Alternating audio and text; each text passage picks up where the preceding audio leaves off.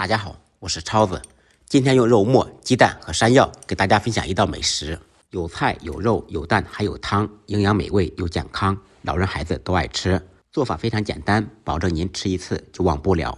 做这道菜，猪肉要选用没有筋膜的纯瘦肉，或者稍微带一点肥肉。先把猪肉切成薄片，再用刀切成小粒。用我祖传的刀法把肉剁成肉末。家里面有条件的也可以用绞肉机来处理这一步。剁好以后，把肉馅放入盆中，准备1根山药，洗净，同样用刀先切片，再剁碎。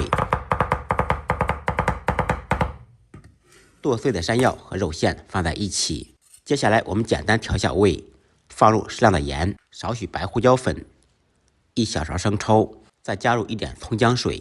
这道菜不建议放料酒，放料酒做出来味道很怪，用葱姜水代替料酒，不仅可以去腥，还可以使肉馅鲜嫩不柴。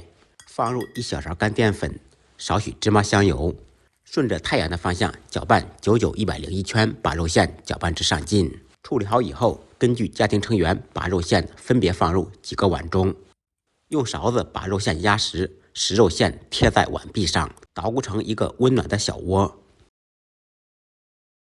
然后每一个碗中分别打入一个正经的笨鸡蛋，再倒入一点清水，水稍微没过鸡蛋。为了更加营养好看，可以放入一些西红柿丁。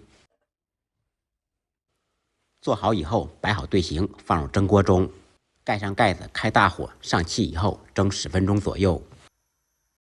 8分钟以后掀开盖子，再放入几粒枸杞，这样做出来更加的有营养。再次盖上盖子蒸2-3分钟。时间到，掀开盖子，美味即成。可以根据个人口味再放入一点生抽酱油增加味道。把做好的肉末蒸蛋取出，再撒上少许迷人的小葱花，一道鲜嫩又营养的山药肉末蒸蛋就做好了。原汁原味，营养鲜嫩，大人孩子都爱吃。喜欢本视频的可以收藏转发起来，让更多的朋友看到。感谢您的支持点赞，再忙再累记得按时吃饭。下期视频见，拜拜。